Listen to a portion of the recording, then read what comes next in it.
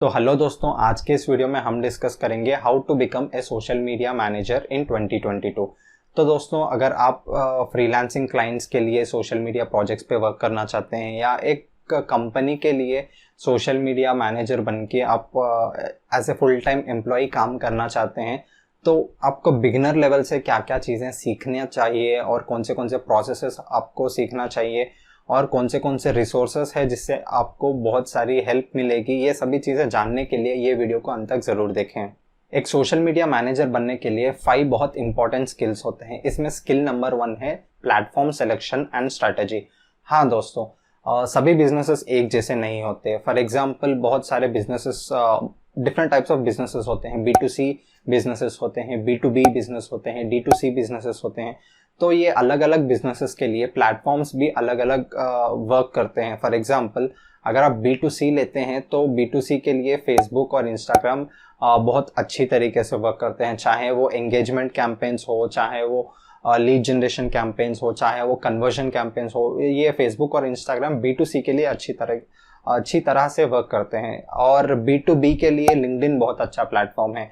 अगर आप कोई सॉफ्टवेयर के लिए सब्सक्रिप्शंस चाहते हैं या लीड्स चाहते हैं तो लिंक्डइन एड्स में या लिंक्डइन से बहुत सारे आपको क्लाइंट्स या कस्टमर्स मिलने के चांसेस होते हैं। तो आपको ये प्लेटफॉर्म समझ आना बहुत इम्पॉर्टेंट है। आप B2C के प्रोडक्ट्स जो है B2B प्लेटफॉर्म पे अगर आप कॉन्सेंट्रेट करेंगे तो आपको उतना ज़्यादा फ़ायदा नहीं मिल सकता। सिमिलरली, अगर आप B2B के जो सॉफ्टवेयर्स है, आप जो B2C के लिए अच्छे प्लेटफॉर्म्स होते हैं, उन पे अगर आप प्रमोट करेंगे तो आपको उतने ज़्यादा रिजल्ट्स नहीं मिल सकते।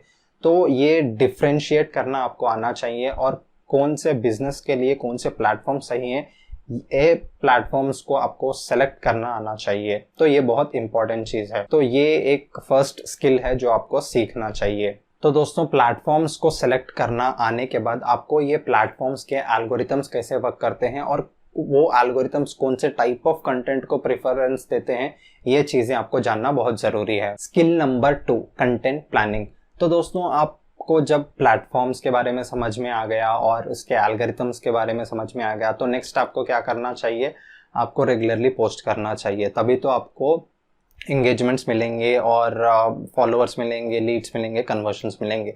तो अगर आप सही तरीके से आपके कंटेंट को प्लान नहीं करेंगे तो आपको बहुत सारे डिफ़िकल्टीज फेस करना पड़ेगा और क्लाइंट के तरफ से भी आपको बहुत सारे प्रॉब्लम्स आएंगे। तो इसीलिए ये जो कंटेंट का प्लान है, ये आपको करना आना चाहिए। तो ये कंटेंट प्लानिंग के लिए आपको सोशल मीडिया कैलेंडर्स बहुत सारे हेल्प करेंगे।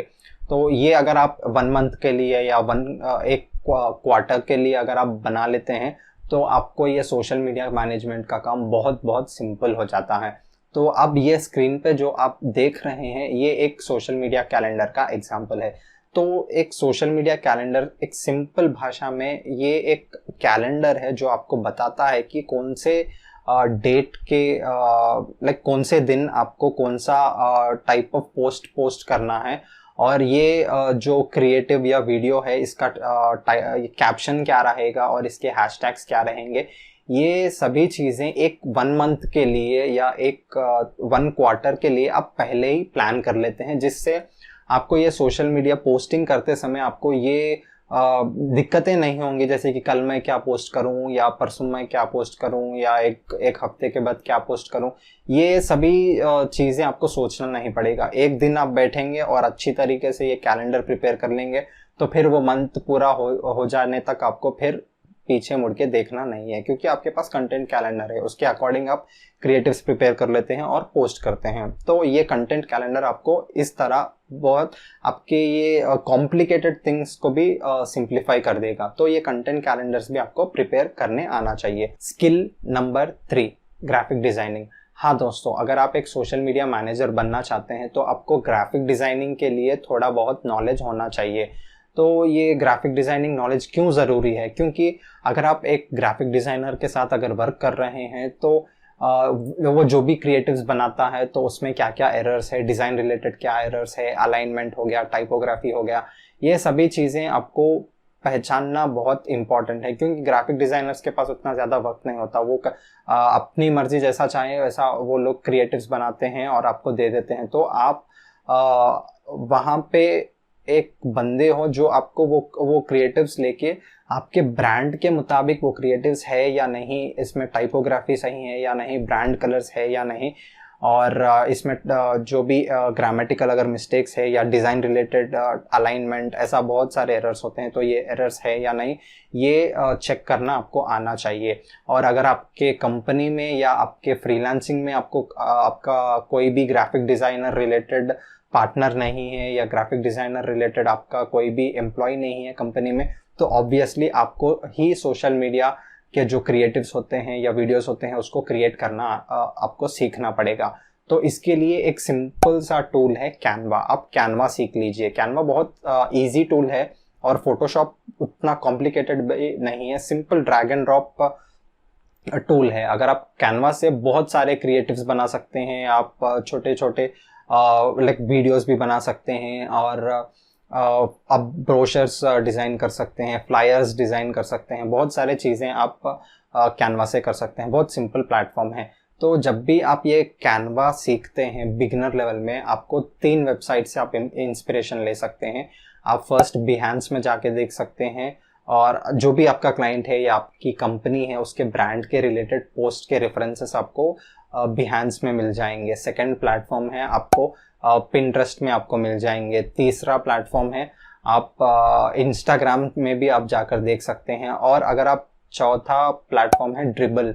ये 4 साइट्स में आपको रेफरेंसेस मिलेंगे। फॉर एग्जांपल जैसे कि अगर आप ऑटोमोटिव क्लाइंट के लिए के प्रोजेक्ट पे अगर आप काम कर रहे हैं तो ये प्लेटफॉर्म्स पे आप जा सकते हैं, और यहाँ पे ये ऑटोमोटिव रिलेटेड जो भी ब्रांड्स के पोस्ट होते हैं उसके बारे में आप सर्च कीजिए, आपको बहुत सारे पोस्ट मिल जाएंगे। वहाँ से आप इंस्पिरेशन लीजिए और कैनवा में आप उसी तरह प्रैक्टिस कीजिए। और अगर आप पीएनजीज के लिए या बैकग्राउंड इमेजेस के लिए अगर आपको दिक्कत होगी शायद, तो इसके लिए आप इमेजेस के लिए आप पिक्सेल्स यूज़ कर सकते हैं, और पीएनजी इमेजेस के लिए फ्री पिक करके एक साइट है, वो साइट भी आप यूज़ कर सकते हैं। ये सभी साइट्स के यूआरएल्स मैं ये वीडियो के डिस्क्रिप्शन में आपको प्रोवाइड करूँगा। तो इस तरह आप ये ग्राफिक डिज़ाइनिंग का प्रॉब्लम भी सॉल्व कर सकते हैं। तो आप धीरे धीरे से प्रैक्टिस कीजिए और आप ये ग्राफिक डिज़ाइनिंग में बेहतर बन सकते हैं। ये नहीं कह सकता कि graphic designer, full time graphic designer जितना आप लाइक स्किलफुल बनेंगे, लेकिन एटलीस्ट आप 40% या 50% एक मैनेजेबल लेवल पे आप आ सकते हैं। तो ये आपको सोशल मीडिया मैनेजर के प्रोफाइल को ये स्किल बहुत ही इम्पोर्टेंट या वैल्यू ऐड करेगा। तो ये चीज़ पे भी आप अच्छी तरीके से कंसंट्रेट कीजिए। Skill number 4, social media management tools.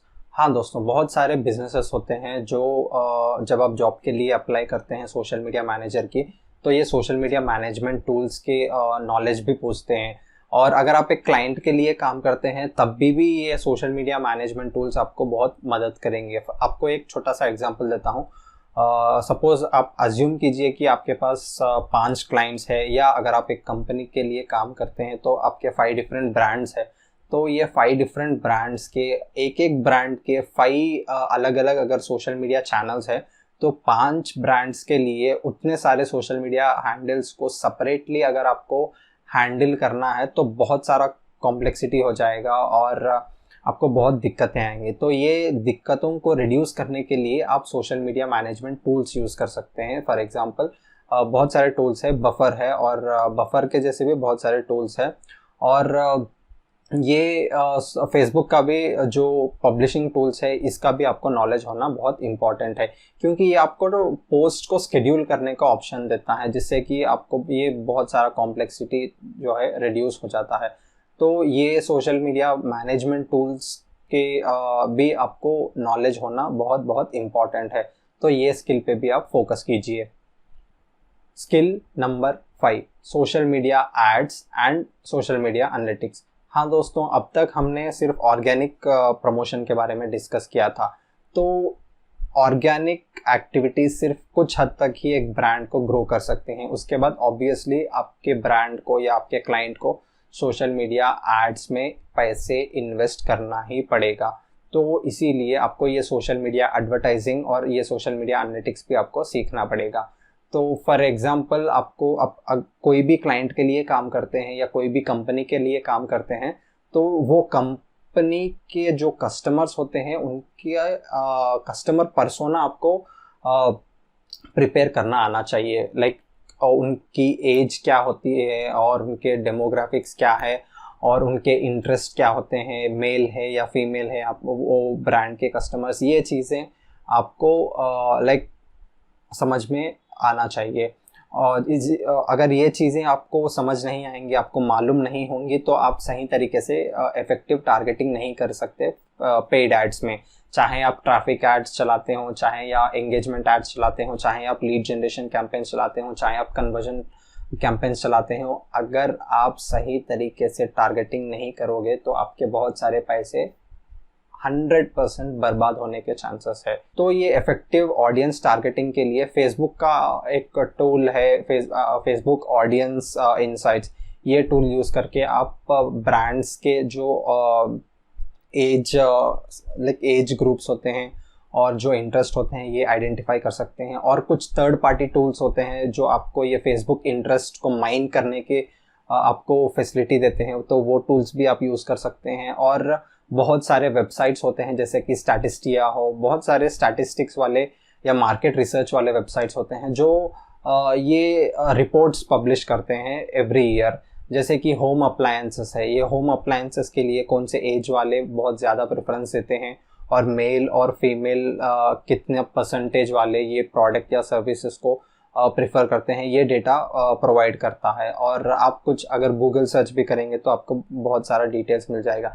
और आखिरी है, ये जो भी आप ऑर्गेनिक एक्टिविटी करते हैं, पेड एक्टिविटी करते हैं, इसका आपको एनालिटिक्स, जैसे कि कौन से चीज़ अगर आप करने के बाद एक ऑर्गेनिक पोस्ट किया, एक पेड पोस्ट किया, तो उसका जो भी एनालिटिक्स होता है वो आपको देखना आना चाहिए और उसके देख के आपको डिसीशंस लेना भी आना चाहिए। फॉर एग्जांपल 100 रुपीज़ एक पोस्ट पे, एक पोस्ट को प्रमोट करने के लिए स्पेंड किया है, तो उसको कुछ लाइक्स आए हैं या लाइक्स नहीं आए हैं, तो नहीं आए तो क्यों नहीं आए, ये रीज़न आपको फाइंड आउट करना पड़ेगा। नेक्स्ट टाइम वो टारगेटिंग नहीं करिए, ऐसा आप दूसरे ऑडियंस को टारगेट करके टेस्ट करना चाहिए। ए बी टेस्टिंग भी आपको आना चाहिए।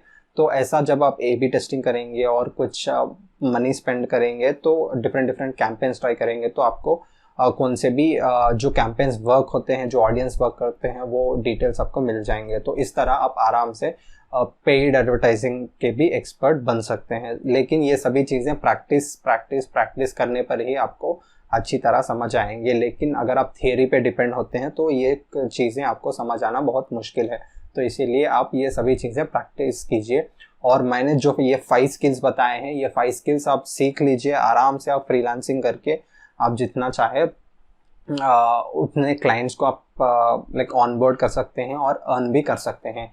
तो आई होप दोस्तों आपको ये वीडियो बहुत इन्फॉर्मेटिव लगा और कुछ बहुत सारे चीज़ें नए सीखने को मिली हैं। तो अगर आपको ये वीडियो इन्फॉर्मेटिव लगा तो ये वीडियो को लाइक कीजिए और ये चैनल को भी ज़रूर सब्सक्राइब कीजिए।